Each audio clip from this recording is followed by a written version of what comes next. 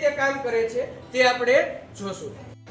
જો બાળકો આ પ્રકારની ક્વોન્ટમ સાયન્સની કીટ દરેક શાળામાં ગુજકોસ્ટ દ્વારા ફ્રી ઓફ કોસ્ટમાં આપવામાં આવેલી છે.